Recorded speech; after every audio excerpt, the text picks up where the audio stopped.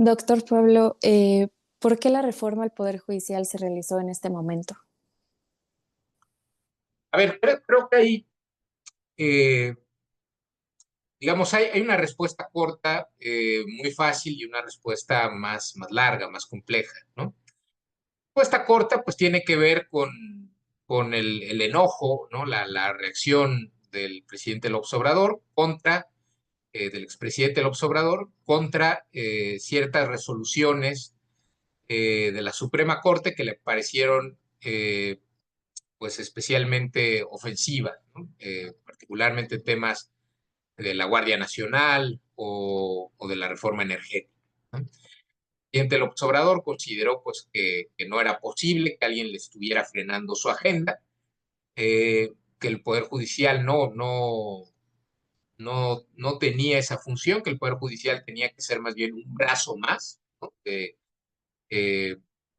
del nuevo régimen, ¿no? Y en esa medida dijo, pues, destruyas el Poder Judicial y construyase desde cero mediante una elección popular.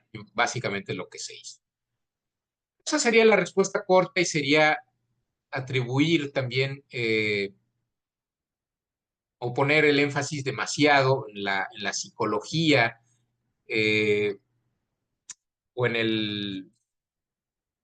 digamos, en el ánimo de control de una sola persona. Creo que hay también un problema estructural y contextual mucho más amplio, mucho más fuerte. Y ese sí puedo decir que yo lo vi venir desde el libro, ¿no? Que de eso se trata el epílogo del libro. Eh, la corte que está a punto de desaparecer, ¿no? La corte que se creó a partir de 1994, se construyó en un momento de crisis del régimen político priista, eh, y bajo la premisa de que la Suprema Corte tenía que desempeñar esencialmente un papel arbitral dentro del Estado mexicano. Es decir, frente a una pluralidad cada vez más visible, ¿no? Del campo político nacional, ¿no? Con la oposición empezando a conquistar ciertas posiciones en los gobiernos estatales, en los municipios, en el poder legislativo, en las legislaturas. La idea era que la Corte tenía que ser como el árbitro de ese sistema político, tomando como su parámetro la Constitución. Tenía que ser un tribunal constitucional que resolviera finalmente esas tensiones entre los distintos poderes y niveles de gobierno. Por eso, pues la reforma de 94, uno de sus aspectos fundamentales, pues fue la introducción de la acción de inconstitucionalidad y también pues el mejoramiento de esta figura que ya existía, pero que estaba muy poco desarrollada y subutilizada, que eran las controversias constitucionales, ¿no? En el marco de 94, la idea era con las controversias, con las acciones y con el juicio de amparo y la facultad de investigación, la Corte va a jugar ese papel arbitral, ¿no? Lo cual efectivamente sucedió así, ¿no? Particularmente a partir de 1997, que el PRI pierde la mayoría en la Cámara de Diputados, y 2000, en el que el PAN conquista la presidencia de la República, pero sin tener una mayoría legislativa. Eh, a partir de ese momento, pues se empiezan a multiplicar, ¿no? Los choques, las tensiones, las fricciones entre poderes y niveles de gobierno, y la institución que juega ese papel arbitral de decir, oye, la Constitución lo que marca aquí es esto o lo otro, ¿no? Fue la Suprema Corte. Por eso adquirió pues una prominencia, una relevancia cada vez mayor. En un segundo momento, yo diría, eh, particularmente a partir de como del año 2004, 2005, eh, tanto por dinámicas de la propia Corte, de ministros que impulsaron activamente esa agenda, como por los cambios que estaban sucediendo en el país, sobre todo a partir de 2007, con el tema de la guerra contra el narco, la violencia, la Corte empieza a asumir un papel, digamos, de protectora de los derechos humanos, ¿no? En su lenguaje, sigue siendo el Tribunal Constitucional, pero el Tribunal Institucional que protege derechos humanos. Y esto se refuerza mucho con la reforma constitucional de 2011 y de 2013, eh, también con lo del famoso caso Radilla, etcétera, donde se dice, oye, los derechos humanos pues forman el parámetro universal de validez, ¿no? Para la actuación de los distintos órganos y autoridades, ¿no? Del Estado mexicano. Eh, entonces, bueno, la propia imagen de la Corte empieza a girar alrededor de todo esto, ¿no? Incluso se habla de la décima época, de los derechos humanos, etcétera, etcétera. Y en eso estaba la Corte hasta que llega la elección de 2018. Y en la elección de 2018, pues hay dos cambios fundamentales, ¿no? Uno, el ascenso pues, de un liderazgo carismático, populista, muy fuerte, ¿no? Eh, pues que desde el principio era muy claro, ¿no? Que tenía un proyecto, digamos, de transformación del régimen político. Yo creo que en ese aspecto no podemos acusar al presidente López Obrador de deshonestidad. Él fue muy abierto respecto a eso desde el principio. Pero además con la ventaja de mayorías legislativas que no había tenido ningún presidente, eh, pues básicamente desde 1994, ¿no? Eh, entonces, ahí era claro, ¿no? Que el contexto que había permitido el surgimiento de la Corte 94 ya no existía, ¿no? Y entonces que la Corte se iba a enfrentar a un momento político bastante complicado, ¿no? eh, en el cual era muy previsible, yo lo puse así en mi libro, pues que el Ejecutivo iba a tratar de ensanchar su esfera de actuación, lo cual pues pondría a la Corte en una situación muy delicada, ¿no? Es decir, oye, políticamente ya no vamos a tener la fuerza o siquiera el papel que hemos tenido desde 1994, ¿no? Tenemos que jugar bajo otras reglas. Eh, Entonces, creo que eso además se complicó por un hecho adicional, que es que el presidente López Obrador gozó de mayoría legislativa, ¿no? Para impulsar cambios a la legislación secundaria, pero no de una mayoría calificada necesaria para reformar la Constitución. Y muchas de las cosas que el presidente López Obrador quería implicaban reformar la Constitución. Entonces, al presidente López Obrador le tocó ser como un presidente muy activo, ¿no? Eh, Muy autoritario, me atrevería a decir, con una constitución que no fue de su hechura, que no era de su gusto, que le habían heredado, ¿no? Y en muchos temas lo que hizo el presidente López Obrador fue decir, pues miren, me importa un comino la constitución, eh, porque aquí lo que importa es la voz del pueblo y el que habla por el pueblo soy yo. Entonces toma reglamento, toma memorándum, toma reforma legislativa. ¿Cómo ves? ¿Me la vas a declarar inconstitucional, sí o no? Y muchos de estos casos, por ejemplo, el caso de la Guardia Nacional es muy evidente, ¿no? Eh, digo, la sentencia de la Corte no tiene mayor ciencia. Lo que es el presidente López Obrador era abiertamente inconstitucional, ¿no? Pero, pues, el presidente López Obrador pues, quería básicamente que la Corte le diera la razón en algo que no podía tenerla. En los temas energéticos fue exactamente lo mismo, ¿no? El presidente López Obrador había tomado decisiones pues, que eran contrarias a la constitución que era vigente en ese momento. Y el presidente no se quiso esperar a reformar la constitución. El presidente López Obrador lo que hizo fue aprobar medidas inconstitucionales, impulsar legislación inconstitucional y entonces poner a la Corte entre la espada y la pared. Eh, y para la Corte, pues esa situación era muy difícil, porque había dos maneras de jugar. Una era el modelo de decir, pues mira, vamos a torcer a un grado obsceno la interpretación de la Constitución para darle gusto al presidente, eh, cosa que se trató de hacer, por ejemplo, eh, con algunas de las famosas consultas, ¿no? O con el tema de la reelección del ministro presidente. Que la regla constitucional era muy clara, ¿no? Pero que hubo un intento de decir, mira, le vamos a dar una vuelta enorme a dejar contento al presidente. Lo cual pues, era muy negativo, porque entonces la Corte estaba destruyendo su propio prestigio. Oye, si la Corte sabiendo que está el texto expreso de la Constitución, se olvida de él, ¿no? Eh, y hace pues una Ronaldinha argumentativa, ¿no? Para darle gusto al presidente, pues lo que termina es destruyendo su propio prestigio. Entonces, por un lado, la Corte no podía destruir su prestigio.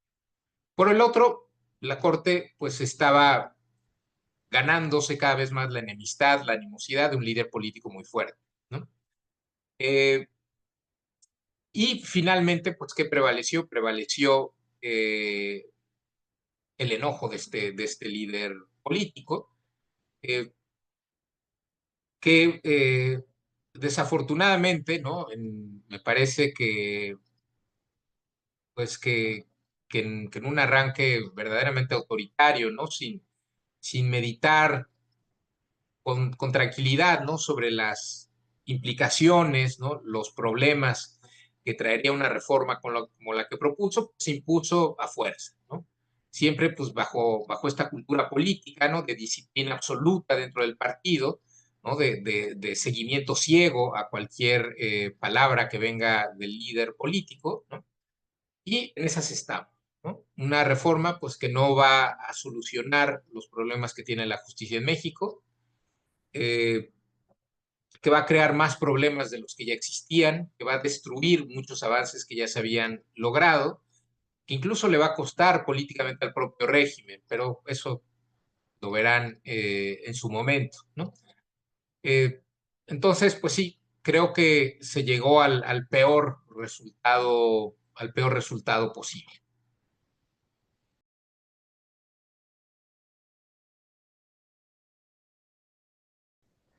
En la historia de la Suprema Corte, las iniciativas de reforma al Poder Judicial siempre responden a la intención del Ejecutivo para controlar dicha institución.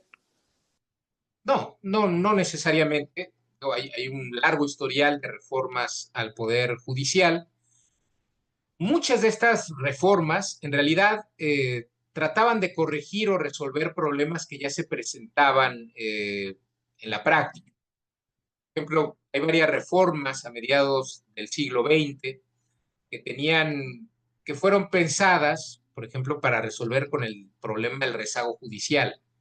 En un momento de crecimiento de la población, eh, con una administración pública cada vez más grande, cada vez más compleja, pues se habían multiplicado el número de juicios de amparo y pues los tribunales y particularmente la Corte estaban brutalmente rebasadas, ¿no? El rezago era monumental. Entonces se hacen reformas constitucionales impulsadas desde el Ejecutivo eh, para modificar la estructura o el reparto de asuntos dentro del Poder Judicial, ¿no? Eh, o o las condiciones de actuación de la Suprema Corte a fin de que pudiera gestionar el problema del rezago. Hay muchísimas reformas que tienen que ver, por ejemplo, con cambios a la ley de amparo, que en realidad lo que hacen es codificar o llevar a nivel legislativo cambios soluciones que primero se habían desarrollado a nivel jurisprudencial. Haría falta escribir una historia, ¿no? Más fina, ¿no? Sobre la evolución del juicio de amparo en México. Lo que veríamos en esa historia de la evolución del juicio de amparo es que en realidad los grandes agentes en el desarrollo y cambio del juicio de amparo han sido los propios jueces, ha sido la propia jurisprudencia. Que en realidad las reformas a las leyes de amparo eh, han tratado de llevar al texto de la ley cosas que los jueces ya habían ideado y practicado en su momento. Entonces, no todas las reformas obedecen, digamos, esta intencionalidad política de control, algunas sí, ¿no? El caso de 1934, de la reforma judicial del presidente Lázaro Cárdenas, era más que evidente, ¿no? Eh, pero no siempre prevalece esa lógica. Hay que fijarse bien en los contextos, las circunstancias, las exposiciones de motivos o el diagnóstico que se hace, ¿no? De los problemas de la justicia. Y creo que ese es el gran drama de la reforma que se hizo ahora. Me parece que el principal problema de la reforma actual es que es una reforma que carece de diagnóstico. Eh, Incluso, digo, el libro comienza hablando de eso, el libro tiene una introducción escrita en 2018, ¿no? Yo ahí me refería a las elecciones, a la campaña electoral de 2018, y señalaba, pues que en la campaña electoral nadie había hablado del Poder Judicial, no se habían discutido los problemas de la justicia en México. Si uno revisa la plataforma de Morena en 2018, tenía 2 o 3 páginas dedicadas al tema de la justicia y de la Suprema Corte, que ni siquiera eran muy coherentes entre sí, digamos, algo, eh, digamos, redactado a toda prisa por becarios, ¿no?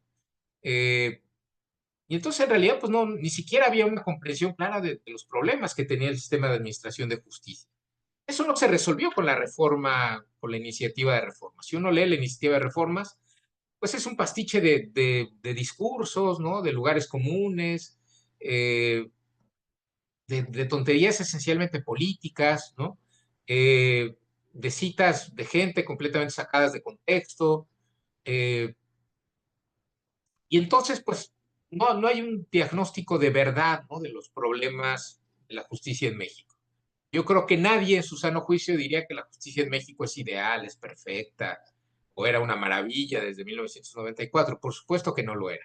Pero hay que entender bien cuáles eran los problemas de esa maquinaria judicial. Si uno no entiende bien los problemas y lo trata de solucionar con una elección, pues muy buena suerte. Lo único que vas a hacer es agravarlos todavía más.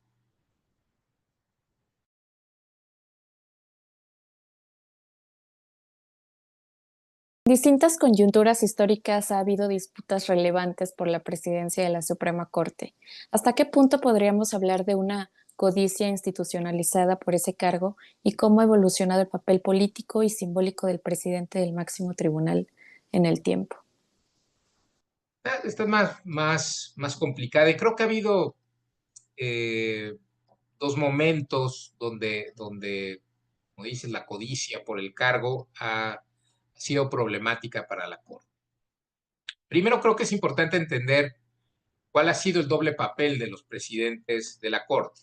Por un lado, han tenido un papel administrativo, primero al interior del tribunal, pero también un papel político, ¿no? Como representantes de la Corte y del Poder Judicial frente a los otros poderes, ¿no? Digamos que esa ha sido una constante. Eh, Hubo 2 momentos en que la presidencia de la Corte se volvió eh, un eh, botín político, eh, y afectando con ello, digamos, el funcionamiento, la dinámica interna del tribunal. El primero fue entre 1857 y 1882, ¿no? Con el diseño original de la Constitución de 57. El diseño original de la Constitución de 57, el presidente de la Corte sería también el sustituto del presidente de la República en ausencia de este, ¿no? ¿Eso qué significaba, no? Que era una especie de vicepresidente virtual. Oye, pues si el presidente se nos va, se nos enferma, se muere, lo que le pase, pues el que o renuncia, el que va a subir es el presidente de la Suprema Corte. Entonces eso convirtió a la presidencia de la Corte en un papel muy codiciado, ¿no?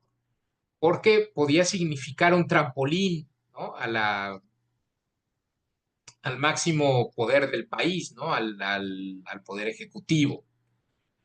Y entonces lo que, digamos, si uno quiere entender cómo llegó a la presidencia de la República don Benito Juárez, hay que recordar que él había llegado a la Corte en 1857 como presidente de la Corte, tarea que desempeña por algunas semanas o días nada más, porque viene el golpe de Estado. Y cuando renuncia el presidente Comonfort en enero de 58, él asume de manera interina la presidencia de la República, ya a partir de ahí se queda en el Ejecutivo hasta su muerte, ¿no? Pero bueno, eso ya nos dice, ¿no? que la Constitución de 57 había desnaturalizado, ¿no? El papel del presidente del tribunal al darle un peso político mayúsculo. Y entonces durante la República restaurada, por ejemplo, hay conflictos muy fuertes, ¿no? Que involucran cierto activismo de los presidentes de la Corte contra el Ejecutivo. Eh, Me parece que esto es bastante claro en el caso del ministro José María Iglesias y su conflicto con el presidente Sebastián Lerdo de Tejada. Eventualmente, ¿no? Cuando en la elección de 76, el ministro José María Iglesias, sin que hubiera siquiera un amparo de por medio, va a decir, oigan, con base en un precedente que yo hice, el amparo Morelos, pues declaro que que Sebastián Lerdo de Tejada no es el presidente y por lo tanto yo soy el verdadero presidente del país.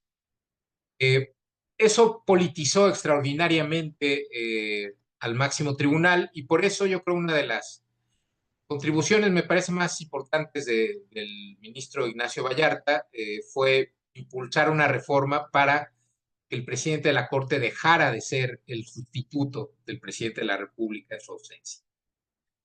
Un segundo momento en que la presidencia de la Corte se convirtió en un cargo pues, que introdujo mucho ruido, muchos conflictos al interior del tribunal, fue precisamente con la reforma de 94. Ya en la versión final de la reforma, el presidente de la Suprema Corte se convirtió en el presidente del Consejo de la Judicatura.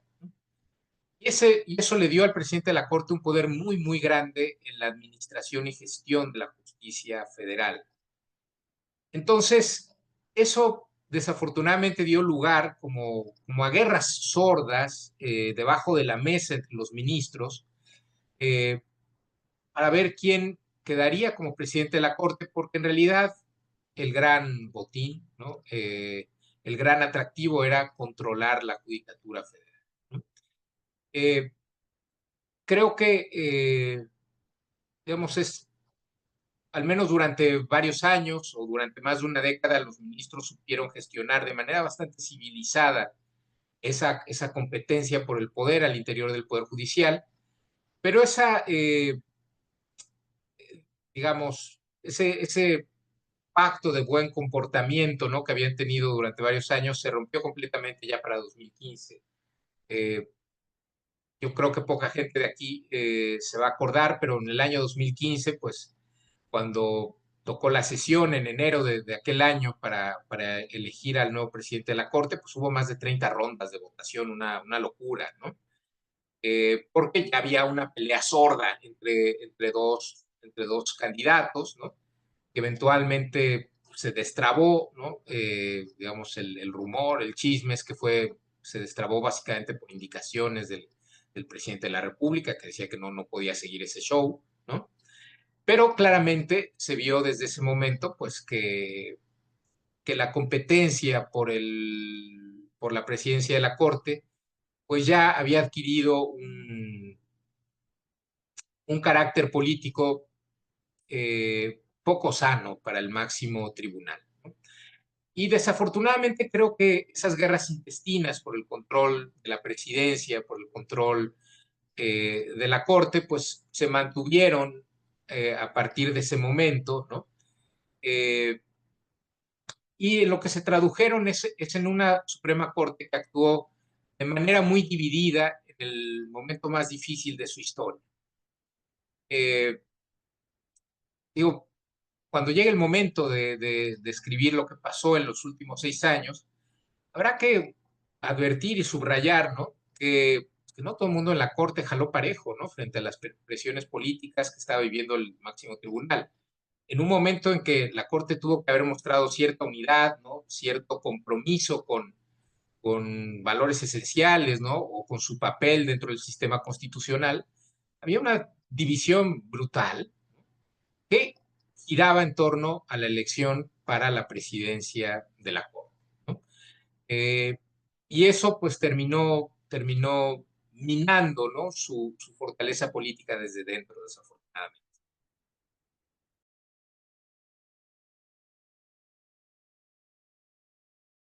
Esta codicia institucionalizada por la presidencia de la Suprema Corte es una anomalía o forma parte de una relación, pues, entre ejecutivo y judicial o legislativo y judicial. No, yo diría que es una consecuencia de un mal diseño institucional, ¿no? Es decir, aquí me voy a ver muy neoinstitucionalista y hablar de incentivos, como hacían muchos de mis colegas del CIDE, pero creo que ayuda a entender el problema. Eh, a ver, si uno diseña las instituciones y las reglas del juego, creando incentivos políticos perversos, pues finalmente los actores políticos y jurisdiccionales terminarán actuando de manera perversa, ¿no? A ver, la presidencia de la Corte es algo que había que crear, ¿no? Oye, sí, no pueden estar los 9 ministros o los 11 ministros o los que sean, pues atentos a la administración o a los eventos de protocolo todo el tiempo. Oye, algunos tienen que hacer las sentencias, ¿no? Y otro pues tiene que llevar más la cara hacia afuera. Oye, la presidencia de la Corte se necesita. Pero si a ese papel, ¿no? Que puede tener la presidencia de cualquier tribunal en cualquier parte del mundo, se le añade un valor adicional, ¿no? O se le añade un poder político extra, pues eso va a distorsionar completamente la mecánica o la forma como funciona el tribunal. Que creo que es lo que sucedió en estos dos casos que acabo de presentar, ¿no? Oye, si llegar a la presidencia de la Corte te puede abrir eventualmente la puerta a la presidencia de la República, pues estás invitando a los grillos más grillos del país a convertirse en presidentes de la Suprema Corte. Oye, si llegar a la presidencia de la Corte te está abriendo la puerta al control administrativo de todo el Poder Judicial Federal, oye, pues los grillos más grillos de la Judicatura Federal, pues van a querer tener ese puesto. Pudo haber maneras, ¿no? Para resolver esos problemas. Esos problemas no eran desconocidos, ¿no? Vallarta lo hizo en 1882, sabiamente, cosa que le permitió a la Corte, digamos, zafarse, ¿no? De esa excesiva politización, ¿no? Y sobrevivir hasta 1913. Eh, en el caso reciente, digo, yo lo puse en mi libro, ¿no? Había distintas soluciones posibles. Pudo haberse hecho una reforma al mecanismo de acceso a la presidencia de la Corte, por ejemplo, convirtiéndola en un cargo rotativo, ¿no? Es decir, oye, cada quien va a ser presidente de la Corte durante 2 años, en orden de antigüedad, ¿no? Todos van a pasar por ahí durante un lapso no necesariamente amplio como para crear redes de interés demasiado fuertes, ¿no? Eh, y eso pues puede civilizar un poco las cuestiones dentro del tribunal. Oye, si todos vamos a ser presidentes del tribunal, pues no hace falta grillar entre nosotros, traficar votos, ¿no? Hacer campaña en Los Pinos o en Palacio Nacional para que nos apoyen. No, simplemente es un cargo rotativo. Pudo haberse resuelto corrigiendo los incentivos de actuación de los actores políticos. ¿Por qué no se hizo? Digo, a mí me llama mucho la atención esta muy cacareada reforma de 2021, ¿no? Pues que se presentó como el gran parto de los montes, ¿no? Como la reforma más importante desde el derecho romano, ¿no? Eh, ese tema se pudo haber resuelto, eh, se pudo, eh, se pudo haber modificado las reglas de acceso a la presidencia de la Corte. ¿Por qué no se hizo? Pues porque desafortunadamente, pues varios de los actores que estuvieron involucrados en esa reforma, pues estaban bastante contentos, bastante interesados en mantener un sistema que era muy disfuncional, ¿no? Eh, por motivaciones esencialmente políticas, ¿no? Entonces creo que eso fue un error mayúsculo. Ahora, con la reforma que se acaba de hacer, ¿no? ¿Quién va a ser el presidente de la Corte? Quien obtenga más votos. ¿Cuál es el incentivo que eso ha creado? Pues, ¿cómo obtienes más votos en una elección nacional? Mostrando el mayor músculo que puedas. Eh, Oye, ¿y quiénes tienen músculo en el país? Los grandes poderes fácticos, ¿no? Eh, Datos, ¿no? El empresariado, eh, el ejército, ¿no? Oye, pues yo voy a hacer campaña para poner toda la carne al asador y ganar la elección, para que el partido me favorezca en la elección, ¿no? Estoy creando el incentivo para crear una presidencia de la Corte hiperpolitizada, ¿no? De alguien que le va a deber el cargo directamente, abiertamente a poderes fácticos. Digo, a mí pues me asusta bastante pensar en que algunas de las candidatas, pues que parecen ser las punteras, ¿no? En esta pelea, pues lo dicen abiertamente. Sí, yo estoy aquí con el sindicato de electricistas. Ah, pues sí, pues mira, yo estoy aquí con los ambulantes o con el sindicato de maestros. ¿Cómo ves? A ver quién jala más. Pues eso lo que va a llevar es que la presidencia de la Corte será un cargo aún más político que el de la presidencia del Senado, ¿no? Vamos a tener presidentes de la Corte, pues que van a hacer palidecer al propio Gerardo Fernández Noroña, ¿no? Ahora va a aparecer todo un caballero junto al tipo pues de candidatos que este sistema va a favorecer. Doctor, esto también se lo pregunto porque en su libro recuerdo que hay una parte en donde nos platica sobre algunos actos que algunos ministros tenían que realizar con el Ejecutivo que usted califica, creo que de humillantes en su obra, como el tipo besamanos. ¿Nos podría platicar un poquito más sobre esto? Sí, digamos, en los años, sobre todo después de la reforma de 1934, ¿no? Y hasta, eh, pues, a todo lo largo del siglo XX, ya en un momento, pues declara subordinación del Poder Judicial y de la Corte, pues a un régimen presidencialista de partido hegemónico. Pues los ministros de la Corte, y ellos lo decían a sí mismos, se concebían como parte de esa revolución institucionalizada, ¿no? Como eran miembros del partido, no se veían a sí mismos como un contrapeso de ninguna manera, ¿no? Sino más bien como un poder más dentro de esta estructura orgánica y unificada del Estado, liderada por el presidente de la República. Eso pues había que expresarlo pues de manera ritual, ¿no? Cada informe de gobierno y particularmente cada cambio de presidencia, ¿no? Eh, Digo, pues tú eres muy joven, tú no te tocó ver eso, pero, por ejemplo, yo recuerdo todavía en la época de Miguel de la Madrid o de Carlos Salinas, ¿no? Bueno, ya en la época de Salinas las cosas ya empezaron a cambiar un poco, pero, pues, por ejemplo, en la época de la Madrid, ¿no? El presidente daba su informe, ¿no?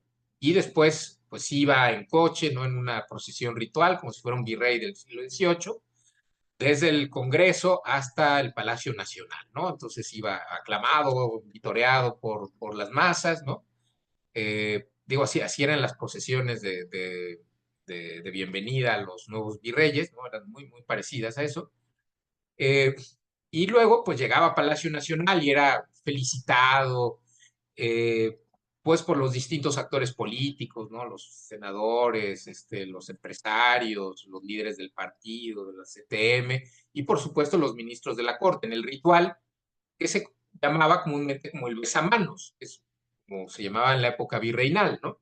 Literalmente el besamanos, que era, oye, llegaba el nuevo virrey y entonces, pues los poderes o las personas que representaban a las corporaciones, eh, o a las grandes fortunas, ¿no? De la ciudad o del virreinato, literalmente iban a besarle la mano al nuevo representante del rey, al nuevo alter ego del rey, ¿no? Pues así se hacía con el presidente de la República, ¿no? Así de, señor presidente, es usted tan sabio, tan bonito, tan inteligente, tan visionario, tan extraordinario, tan bueno, que le agradezco en el alma, ¿no? Y así, uno tras otro, ¿no? Digamos, ese ritual, ¿no? No era de gratis, ¿no? Como no lo era en la época virreinal. Es decir, ese juego político, que podía ser bastante humillante, la verdad, para quienes encabezaban en teoría un poder independiente en el Estado, venía acompañado en la época priista de un cierto control de la judicatura por parte de la Suprema Corte. El gran pacto político entre la Corte y el presidente era que, oye, la Corte va a jugar o se va a alinear con lo que le interesa al Ejecutivo, pero el Ejecutivo va a respetar el control de la Corte sobre el resto del Poder Judicial, ¿no? Entonces, pues era un pacto pues, que era bastante funcional para la Corte y que le daba muchísimo poder a los ministros. Uno no debe asumir que los ministros de aquella época eran personajes políticamente débiles o menores, o tenían muchísimo poder. ¿Por qué? Porque controlaban al Poder Judicial, ¿no? Controlaban los nombramientos, las adscripciones, los ascensos, las sanciones, la disciplina, etcétera, ¿no? Entonces, pues bueno, era la ganancia, ¿no? Que obtenían de participar en ese ritual. Eh, Creo que eso es algo que nos tenemos que preguntar, bueno, cómo va a funcionar este nuevo sistema, ¿no? Eh, digamos, en este nuevo sistema, quienes van a tener poder sobre los jueces va a ser el llamado Tribunal de Disciplina, y en menor medida el órgano de administración, pero va a ser sobre todo el Tribunal de Disciplina. Yo creo que va a ser una especie de corte, Suprema Corte paralela, ¿no? Porque va a tener un poder gigantesco sobre los jueces para removerlos por causas muy vagas, ¿no? Y por el lado de la Corte, el incentivo para los ministros y para buena parte de los juzgadores va a ser jugar con los vientos políticos. Oye, si tú quieres mantener el respaldo de quienes te trajeron al puesto, ¿no? O mantenerte vivo en el mundo político, pues tienes que jugar de acuerdo a las reglas del mundo político. Esto creo que va a distorsionar muchísimo, muchísimo el funcionamiento de la administración de justicia.